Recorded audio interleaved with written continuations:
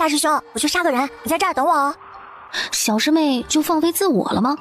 现在她杀人那么随便吗？裴洛白也没心思看热闹了，他赶紧跟了上去。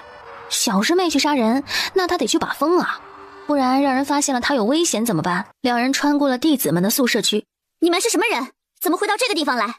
这人叶玲珑没见过，这声音他也不熟悉，可他莫名的就觉得眼前这个嚣张跋扈的小小金丹非常讨厌。而此时那个紫衣女子看着他，眉头也不由自主地皱了起来。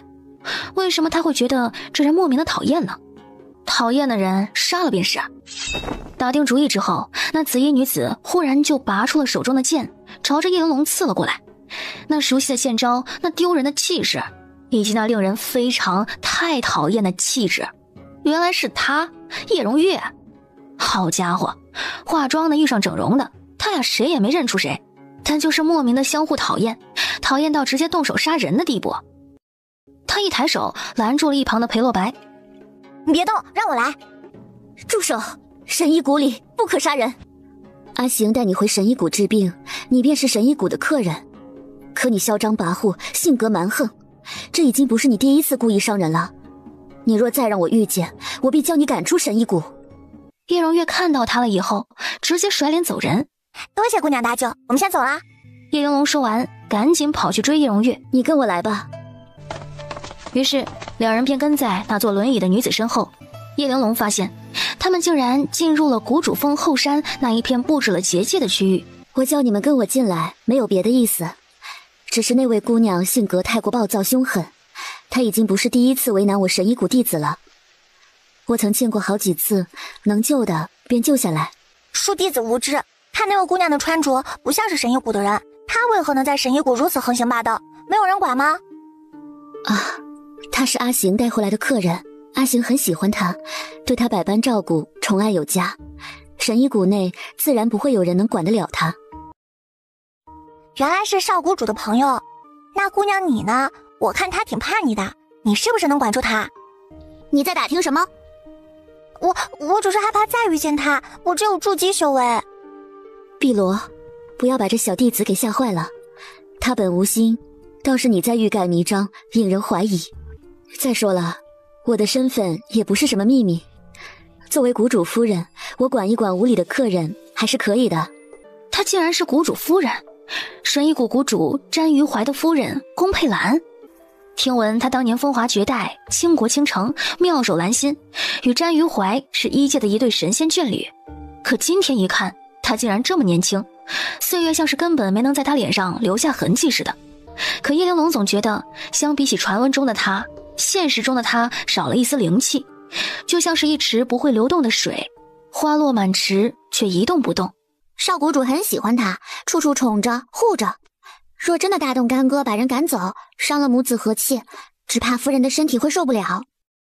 无论如何，多谢夫人出手相助，也感谢你带我一程，今后我会自己小心的。行了，出口在那边，你们自己出去吧，以后机灵点，别靠近这边了。夫人，那我们先行告退了。叶玲珑说完，带着裴洛白走了。眼看着马上就要走到出口的时候，叶玲珑忽然惊叫了一声：哎，我的耳环怎么掉了？师兄，你快看看是不是掉我领子上了，我怎么找不到了？没有啊，会不会是刚刚动手的时候弄掉了？裴洛白万万没想到自己也会有这撒谎不眨眼的一天。不会吧，那只能一会儿绕回去找找看了。我娘给我打着保平安的，我可不能丢了。碧罗，你带他们去找找吧。夫人，你又心软，别人丢东西你也要操心，丢个耳环而已，又不是丢命。去吧，有你盯着，他们能如何？是，夫人，你们跟我回去找吧。多谢夫人。叶玲珑跟着碧罗一起回头，他们沿着原路找回去，果然找到了她丢失的耳环。找到了就快点离开吧。谢谢碧罗姐姐，以后小心点，碰到他就走远点，不要再被逮着了。知道了。叶玲珑和裴洛白两人离开了这个院子。小师妹，你是看出什么不妥了吗？所以才又回头一趟。那个结界不是绝对封闭的，他们两个可以自由进出。我研究了一下，做了点小动作，现在我也可以自由进出了。不愧是我的小师妹，不过你是不是对她有所怀疑啊？大师兄，你当真是个学渣，渣中之渣！你在神医谷得到1对1教导这几天，当真什么也没学会吗？你家长老是要气吐血了吧？你说的没错，我离被赶出神医谷是不远了。叶玲珑抬手摁在了自己的脑袋上，头秃啊！所以，那个院子到底是怎么回事啊？里面种植了很多植物，乍一眼看过去呢都是观赏的，但是我发现观赏的植株里面藏着不少可以催眠的。催眠？对，长期在里面会让人容易昏昏欲睡，所以宫佩兰看起来一直都不太有精神。他们夫妻不是很恩爱的吗？詹于怀为什么要这样控制他呢？还不清楚，这个疑点先留着，未必与我们有关。不过在我找到真相之前，大师兄你能不能稍微好学一点点？我不指望你能够保持入门考核的水准，你至少别被赶出去啊！压力顿时来到裴洛白这边，这也不是他能控制的呀。小师妹，能不能……表哥，小师妹，我可找到你们了！大消息，我得到一个非常劲爆的消息。那你倒是赶紧说呀。是这样的，刚刚不是月度考核吗？我顺手拿了个第一。我们家大长老问我想要什么奖励的时候，我就说我想学能起死回生的医术。接着我其他同门的就笑我说算是找对人了，说我们家大长老在10年前3个月内连续救了3个人，成功的让他们起死回生了。当时这一消息震动整个修仙界，他获得外界所有人的一致肯定，一时风头无两呢。没想到10年前还真的有那么一件事情。大师兄啊，10年前你15岁吧？你是神医谷分支白羽林领主的儿子，按理来说你当时也在这个圈子。你表弟当时年幼无知，可为什么你也没听说过？你对医术的抗拒是到了大脑可以自动过滤与之相关的一切事情的程度吗？裴洛白一愣，顿时表情就有些绷不住了。算了，我们继续聊我们的。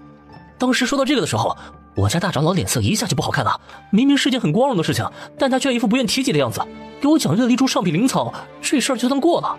后来我偷偷一打听才知道，当年他风头强到对谷主的地位造成重大危险。当时谷主在医术上的建树比不上大长老，神医谷里很多人不满意谷主的平庸，掀起过一场要求谷主退位让贤的情绪。当年的事情越演越烈，最后神医谷差点搞分裂了。后来是神医谷里坐镇的那位化神出面才摆平了一切。结果你也看到了，谷主没有退位让贤，他的位置坐得稳稳当当。后来白羽林出了事，浮屠塔被我表哥带走，大长老便再也没用他起死回生的手段救过任何一个人，甚至还有小道消息说他经历了这些之后元气大伤，身体一直不怎么好呢。这么一看，倒是所有的情况都能对上了。那你有没有要他教你可以起死回生术？我拿了株灵草不甘心，硬着头皮上去问，他拒绝了我，叫我以后不要再提了。那这么看来，大长老蒋新奎的嫌疑最大，我们就从他查起。裴洛白忽然从后面冒了上来。小师妹，你能不能想个最简单高效的办法呀？我记得神医谷给人看病都会留下档案，只要我们找到10年前那3个人的档案，然后去探查这3个人现在的情况，他们用的是别人的身体体征肯定会有所不同，只要证实了这件事情，大长老的罪名就洗不掉了。那今晚我们就去一趟档案阁，速战速决。白小培，17长老，你要找的白小培在那边。听到这声音，裴洛白嘴角刚浮起的一点笑容顷刻间消失了。白小培，我找了你半天了，我今天给你放假了吗？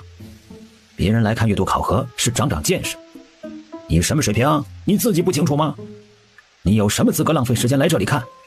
我告诉你，你今天要是不把精草集给弄明白了，我就把你给逐出师门。那一瞬间，叶玲珑和陈七元的目光同时刷刷的往裴洛白的身上看去。只见他面沉如水，双拳紧握，一看就知道在爆发边缘反复横跳。大师兄，我们今晚还要去档案阁，你别这时候被逐出师门啦。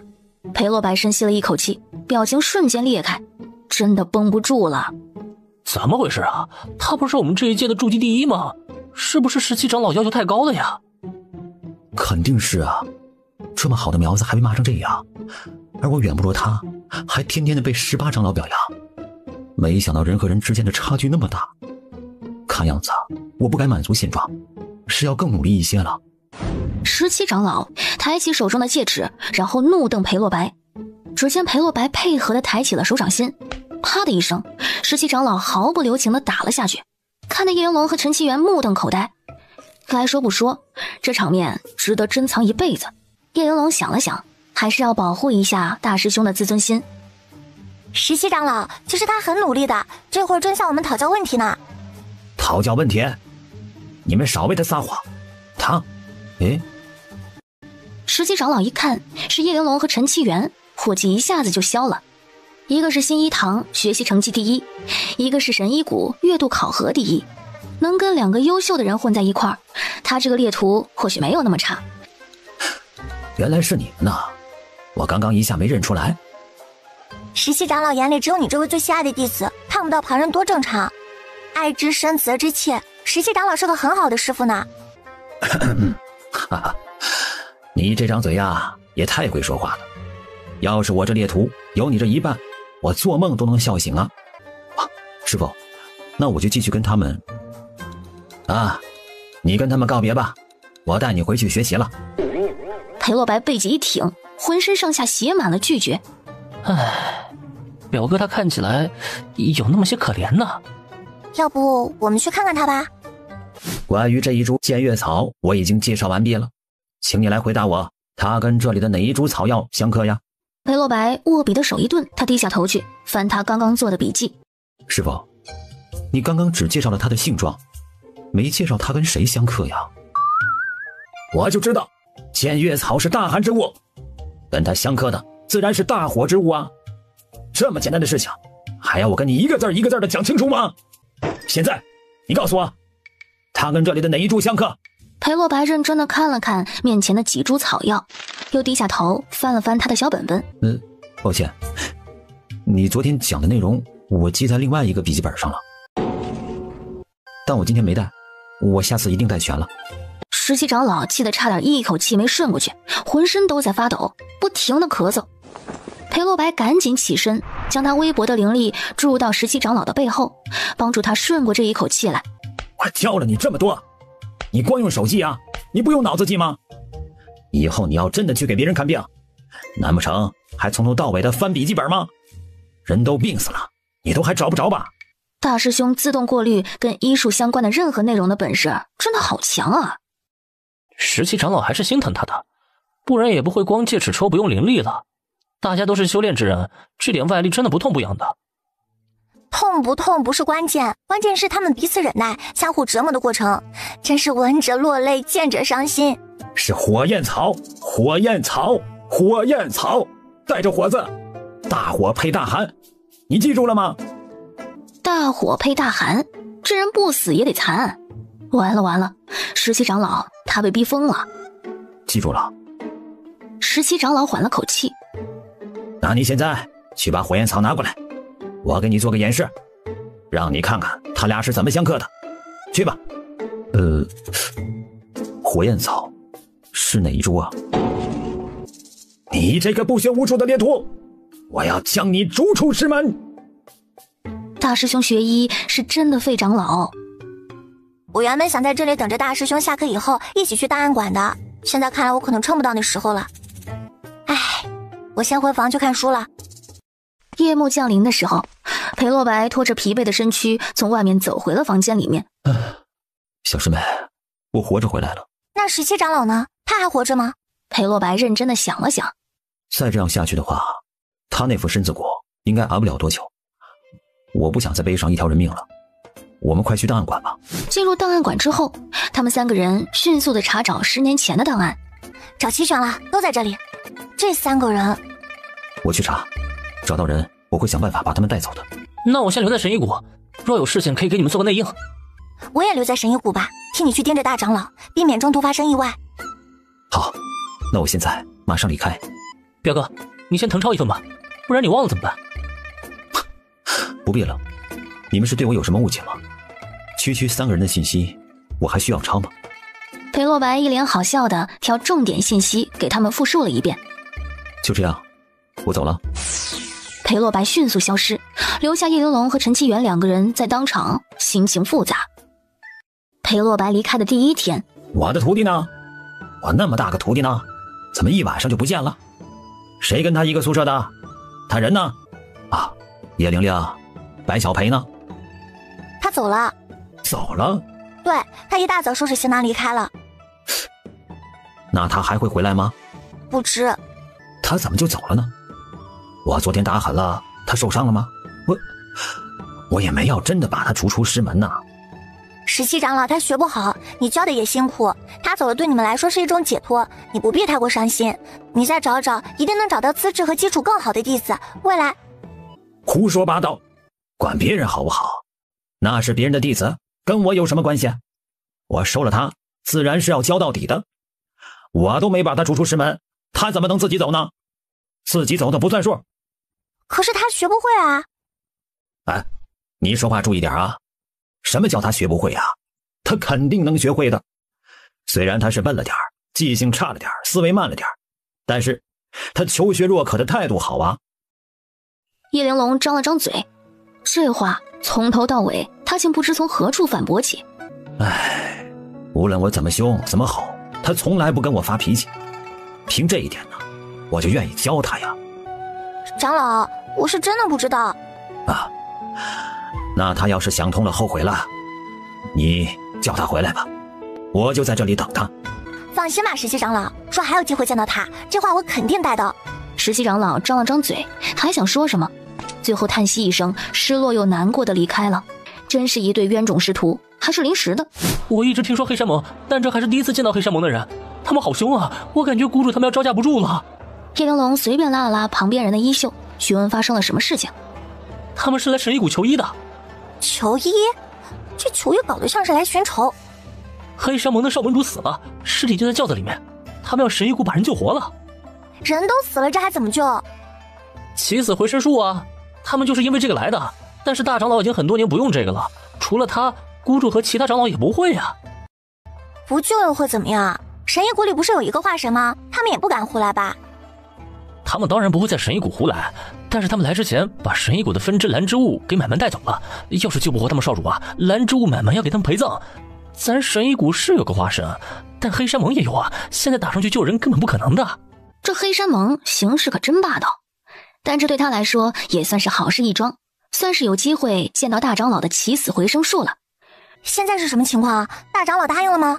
还没呢，你看其他人都在劝大长老呢，也不知道他为什么坚持不用，明明是救人的医术嘛。时间不等人，我们少主若是救不回来，你们蓝之物上下所有弟子就等着陪葬吧。黑山盟可不是什么名门正派，我们说到做到，绝不食言。大长老此刻的表情越来越难看，最后他叹息了一声，无奈的点了个头。谷主詹于怀见此，松了一口气。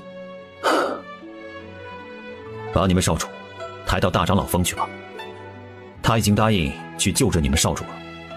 抬轿。叶玲珑给裴洛白发去一个消息，然后迅速跑到跟着大长老的陈七元身后，拍了他一下。小师妹，带上我吧。啊？亲传弟子是可以带一个其他弟子当助理的，你带我啊？对呀，这兄弟俩都有那么点傻，只是方向不太一样。了琴，准备一下，我们开始吧。各位出去吧，结果出来我会通知你们的。大长老能否保证一定救活我家少主？不能，世间没有100%的事情啊。我要你跟我做100%的保证。我做不到。那就等着蓝之屋的人陪葬。生死有命，富贵在天。你若觉得陪葬是万能的，你现在就可以去葬，反正葬的也不是我。你再多说几句，你们家少主真的死透了，救不回来了，我必告你无状，带着你一块下葬。那领头的彻底没了声。七元，你留下吧。陈七元愣了一下，指了指自己。对，你不是要学起死回生术吗？那就进来看看吧。但你可想好了，一旦进来了学会了，可不要后悔。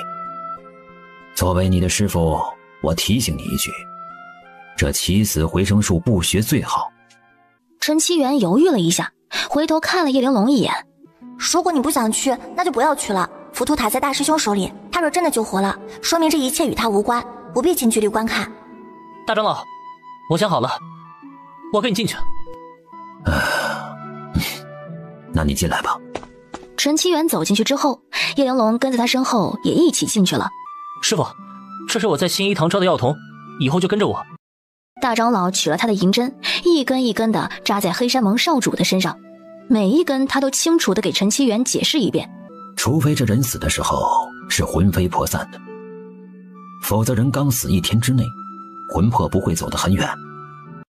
这个时候用金针封住他身上的穴道，保持肉身的状态，同时也让魂魄不能走远。然后掌心拧起了一道灵力，将灵力送上半空之中。接下来要做的事情很重要，那就是把他的魂魄给拉回来。这时他的助理廖琴迅速地站到他的身后，运转灵力全力助他。在他寻找的过程中，他额头上的汗水越来越多，脸色越来越苍白。差不多半个时辰过去，大长老才忽然睁开了眼睛，手上的法诀变换了一下，很快2条灵力被收了回来。在灵力的末端似乎捆着一个魂魄，强行将那魂魄往身体里送。那魂魄挣扎得更剧烈了，连带着大长老也快要控制不住了。陈七元见此，迅速走到助理廖琴的身后，给他增加灵力的支持。靠药堆起来的修为奇差，他给的支持跟没给一样。大长老和助理双双一愣，世上竟然还有这种金丹！叶玲珑看不下去了，直接把陈七元给抓走，然后将自己的灵力接了上去。他又深又厚的灵力一来，大长老和助理再次双双一愣，世上竟然会有这种筑基！有他的帮助，大长老脸色缓了一些。他将魂魄强行送回到了少盟主的体内，然后重新拿起银针，再次封住他的其他穴道。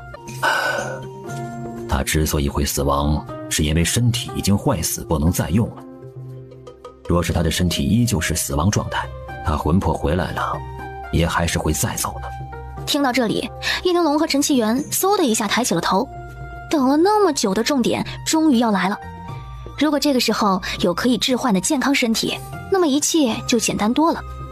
只见大长老走到他的柜子里，拿出了一个医药箱。我们先处理他的伤口，坏死的地方要迅速清理缝合，并且按照重伤给药。大长老一边说，一边动手处理少盟主被刺穿的心脏，里面已经很多地方坏死。他一边使用药物，一边使用他的治疗术，精准地给他的心脏做了一个处理。他动作很娴熟，手上很是仔细，一点一点的让叶玲珑见证到了修仙界医术的神奇。这最后一步啊，也是最关键的一步，那就是让他这副身体重新的运转起来。大长老说完之后，划破了自己的指尖，指尖上的血滴落下来，他将滴血的指尖送到心脏的伤口之上，从哪里停止，就从哪里重新再开始。起。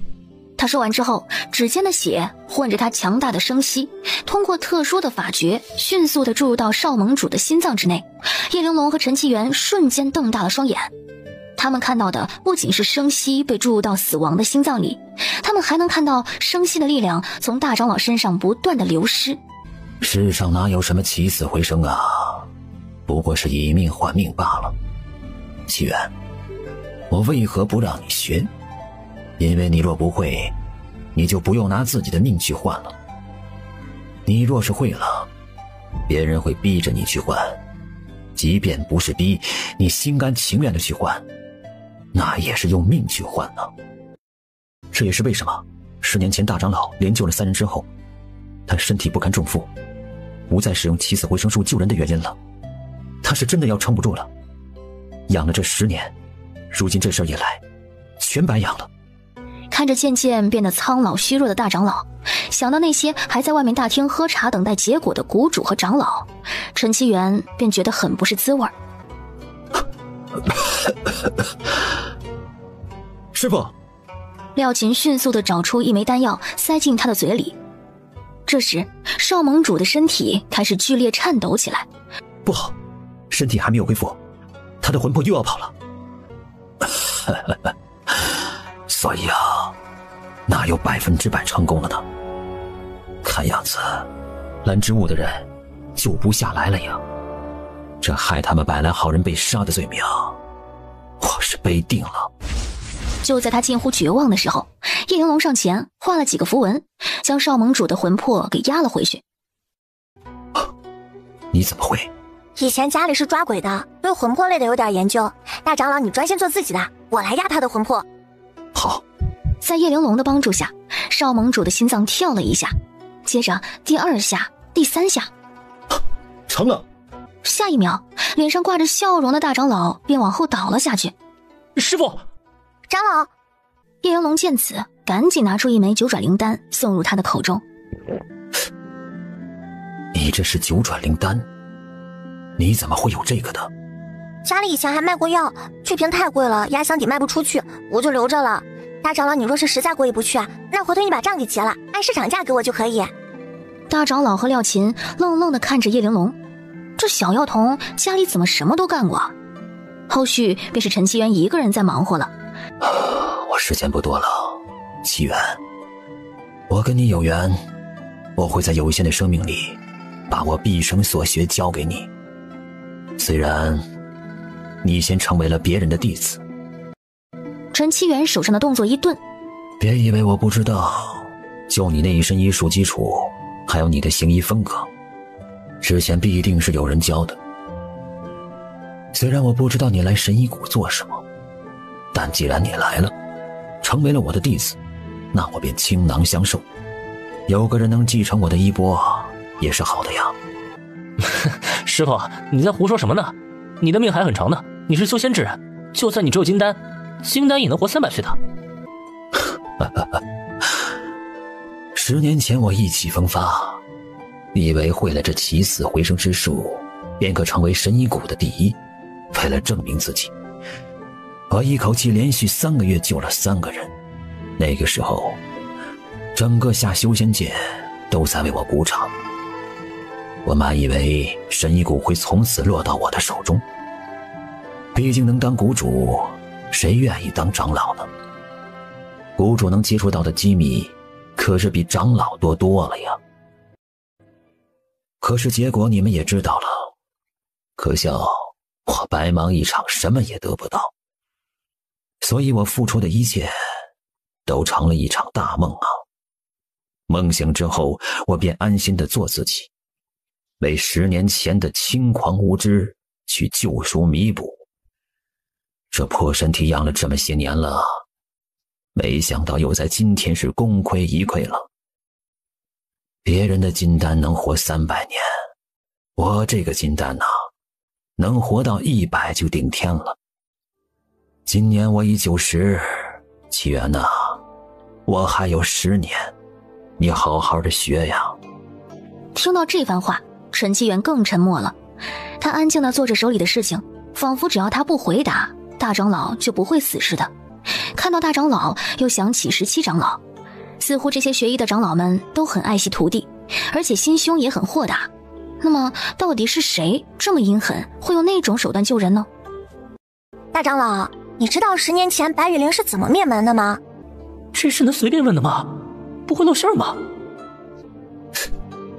你怎么会忽然问这个？你是什么人？你是不是有什么目的？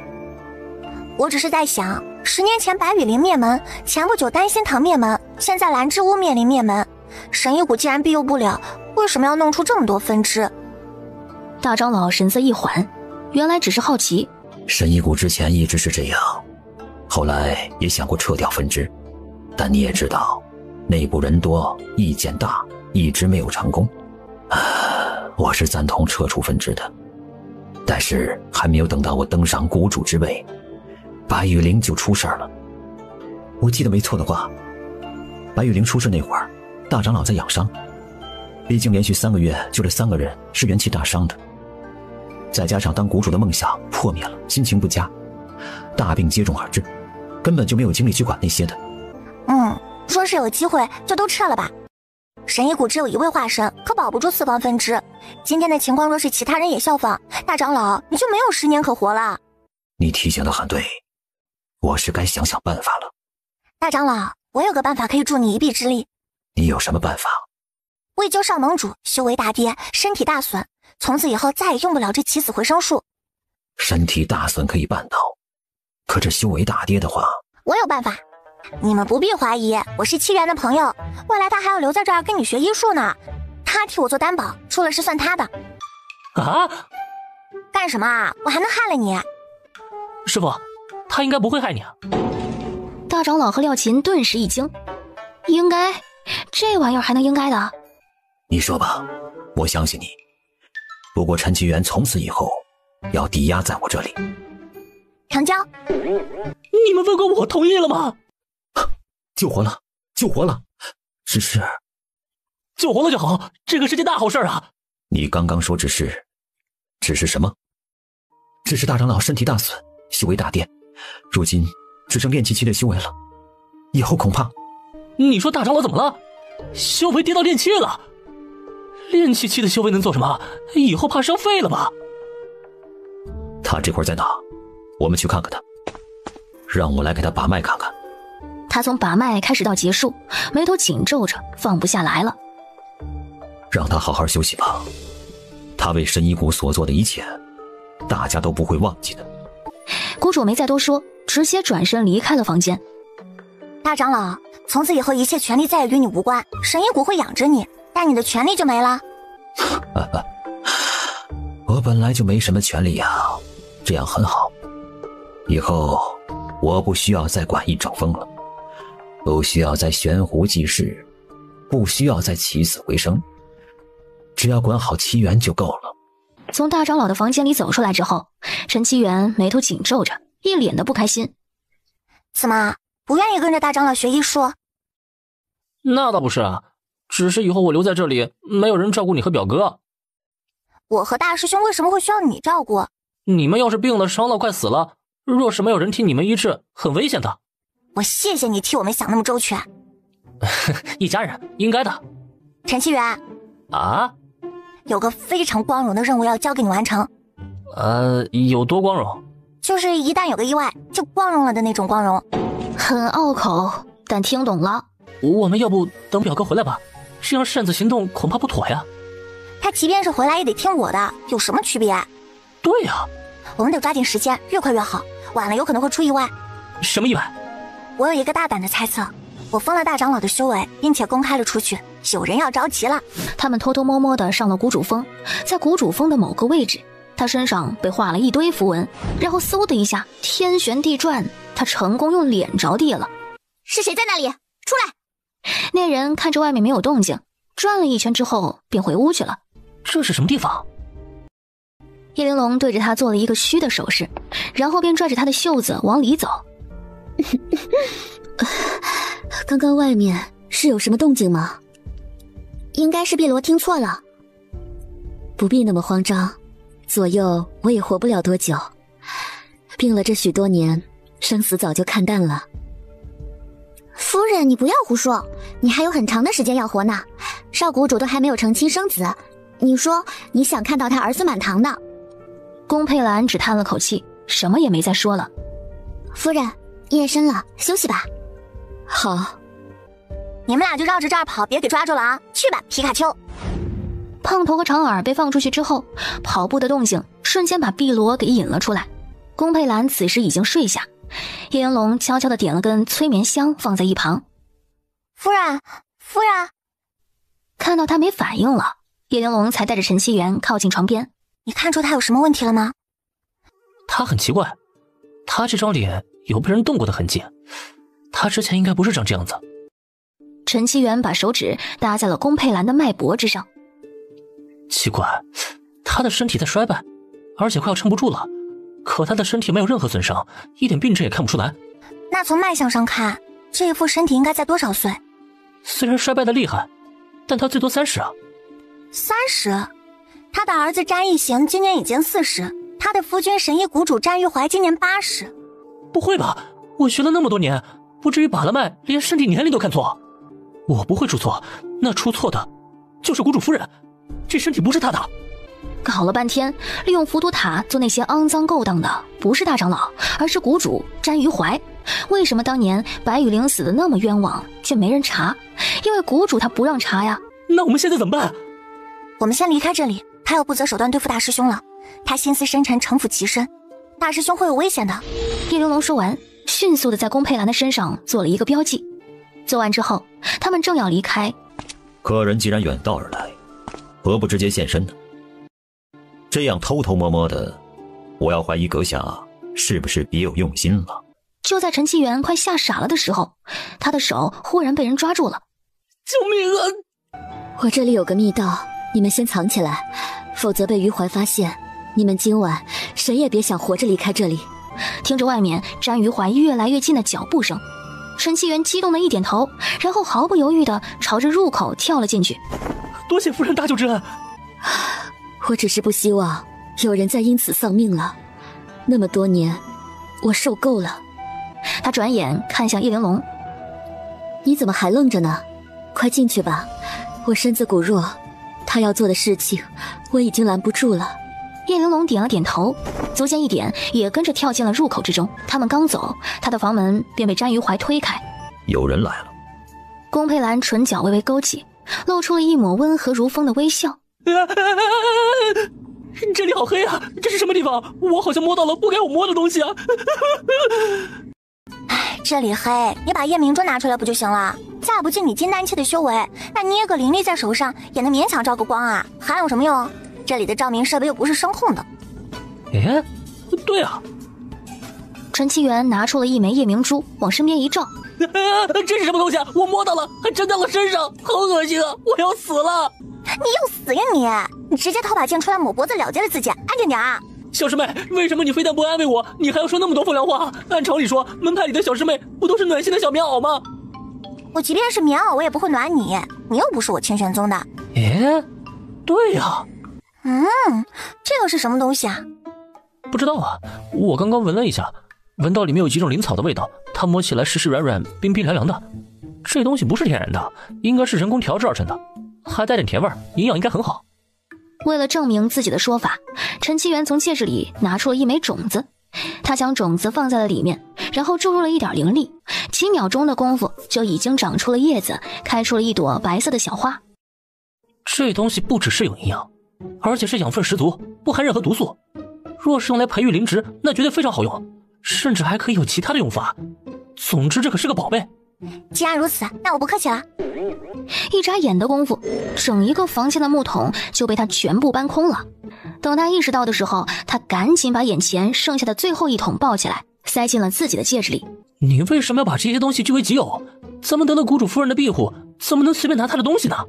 你说的对，你刚刚收起来那桶呢？拿出来，摆回去。陈其元想了想，是该放回去，于是他便拿出来摆回了地上。那你也……他话还没说完，叶玲珑便顺手捡起，塞进了自己的戒指里，一桶都没给他留。小师妹，你怎么能这样？是你说不能拿他东西的，你还回来是应当的，我可没说这样的话，我继续搬走那也是应当的。此刻，可是你把人家的东西拿完了，真的好吗？是他自己喊我进来的，我这个人走到路上看见一块零食都要捡的，何况是看到这么多宝贝。穿过这个房间之后，他们进入了下一个房间。那房间里面放着许许多多的草药，桌面上还放着一箱子烫过银色纹路的白纸，看起来特殊又珍贵。白纸旁边放了一把剪刀，剪刀下面压了一张剪成了白色小人的纸。叶玲珑看了一眼之后，顺手拿起，全部塞进了自己的戒指里。有了刚刚的教训，陈其元迅速地跑到另外一边，跟着眼疾手快地捡。就在这时，安静的密室之内忽然传来了一道轻微的咳嗽声。不会是宫佩兰来了吧？那他们该怎么解释呀？他眼见着叶玲珑大胆地走入了下一个房间里面，他刚进去，吓得他头皮发麻，浑身发抖，脚底发凉。空间四周的墙壁上放着一个又一个半人高的罐子，罐子是透明的，他能清楚地看到每一个罐子里都装着一个人，而包裹着这些人的就是那些淡红色的透明营养物。陈其元被吓得心几乎要跳出嗓子眼来。我的个妈呀，乍一眼看过去，四周的墙壁上全放满了，至少好几百个呀，那可比浮屠塔里的躯体多多了呀。小师妹，到底是为什么会有咳嗽声啊？就在这时，叶玲珑抓着陈希元的手腕，拉着他走到最近的一个罐子前面。这人还活着，看看能不能救出来。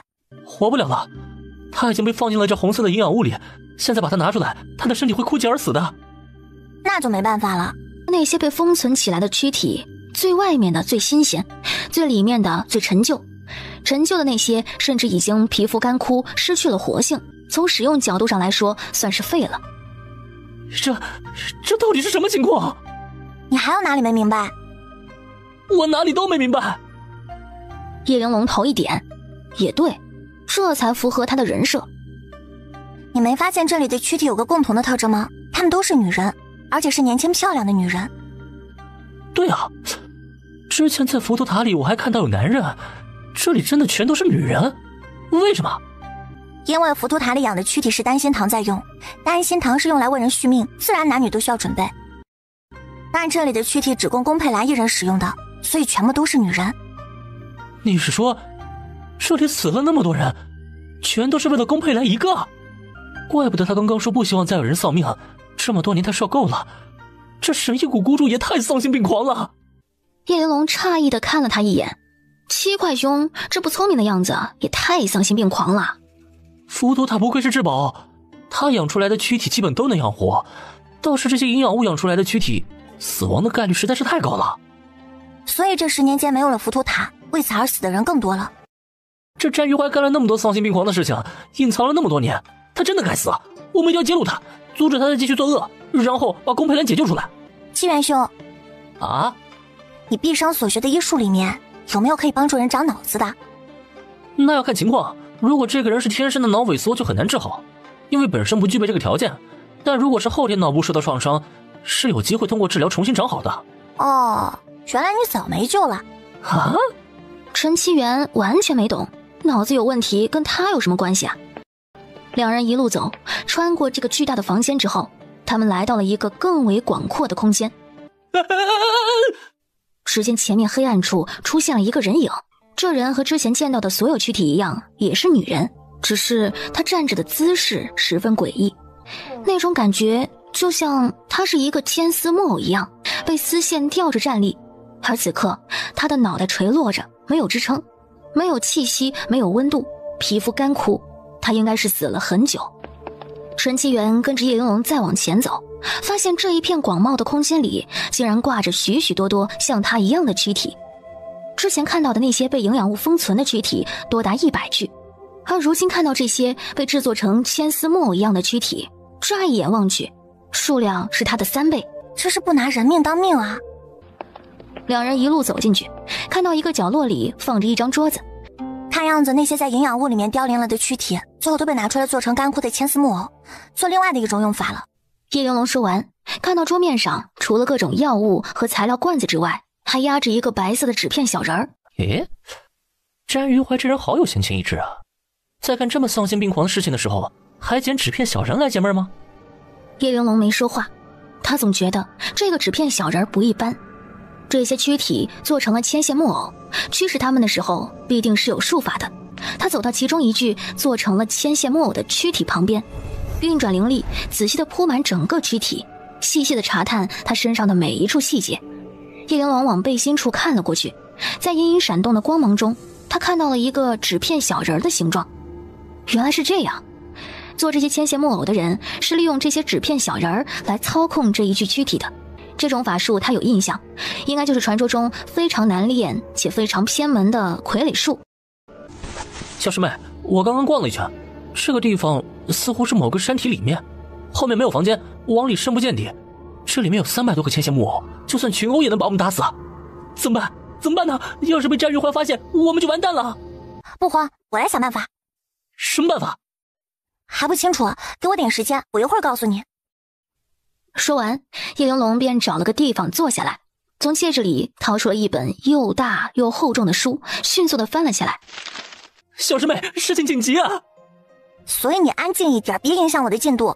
叶玲珑说完，陈其元真就不敢出声了，只能在叶玲珑旁边坐下，拿出纸和笔，认真地写了起来。落笔的第一行便是：等你看到这封信的时候，我已命丧黄泉。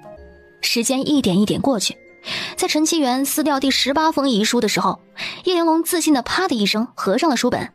他迅速拿出纸笔画了一张符，画好之后甩到了那个他刚刚捡出来的小纸人身上，下一秒将那个小纸人焚烧成了灰烬。成了。这里300多个牵线木偶，他也不知道等人来的时候他能写多少，于是掏出了一瓶补灵丹，往嘴巴里倒了一把，然后聚精会神地开始写符纸，每一张符纸都生涩难写。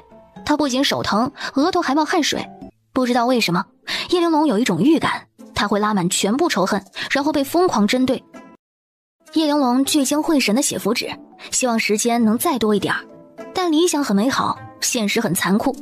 他手里刚有100多张符纸的时候，安静的密室里传来了一个轻微但清晰的脚步声。陈七元被这声音吓得抖成了筛子。你慌什么？你忘了当初是宫佩兰为了保护你，让你进来这儿躲藏的？除了他，谁还知道你在这儿？这声音肯定是他来接你了。哎，对呀。陈七元站直了身体，鼓起了勇气，借着夜明珠的光芒，陈七元看清楚了来人。夫人，你可终于来接我们了，我快被吓死了。余淮已经怀疑我了，我好不容易骗走他，所以就匆忙赶来接你们了。你们没事吧？我们没事，但这是什么地方？为什么会有那么多奇怪的东西？这些年詹余淮都干了什么？一切如你所见，我劝不动也没办法，我能救的只有你们，我带你们离开这里。啊，跟你一块的那个小姑娘呢？她去哪儿了？她？陈七元一回头，他的身后空空如也，哪里还有叶玲珑的身影？跑了！小师妹她竟然跑了！你们在玩什么把戏啊？这里是有特殊结界的，没有我带着你们，谁也出不去。不要乱走，这里很危险，快把他给叫出来。他刚刚还……陈七元正要说话，忽然意识到了不对劲儿，眼看着宫佩兰一步步朝着他走来，他的心提到了嗓子眼上。等一下，怎么了？你不是坐轮椅吗？你怎么现在会自己走路了？啊，身体不适而已，腿又没断，能走路很奇怪吗？不对，如果这个密室是属于詹余淮的，那为什么你床头的机关能打开入口？你不是一直不赞同，也没有参与他的事情吗？啊，我没说这个密室是詹余淮的呀，他是我的，只是我病倒之后，他被詹余淮利用了而已，我控制不了啊。你控制不了？你为什么还能走进来？你既然可以走进来，就可以毁掉这些。啊，你怎么变聪明了呢？陈七元快哭了。是你，这些都是你做的是不是？是啊。所以当年要更换躯体来续命的人也是你，对不对？对呀。10年前白羽林灭门，浮屠塔丢失，在背后操纵甩锅白羽林领主保住丹心堂的人也是你。唉，别提了，丹心堂那些蠢货连个浮屠塔都保护不好，我原以为这东西交给他们神医谷的人没机会触碰，就不会发现这里面的秘密，没想到他们竟然让白羽领主给发现了。幕后的元凶竟然是他。浮屠塔丢失，所以你转头就用这些营养物来培养躯体，来供你更换。是啊，本来不用这么麻烦，搞这么多乱七八糟的东西的，就是因为浮屠塔丢了，损失可太大了。啊，你是不知道，别人的身体用起来不顺心，而且还容易坏。比如我现在这个，走2步就喘一下，快用不了了，到了该更换的时间了。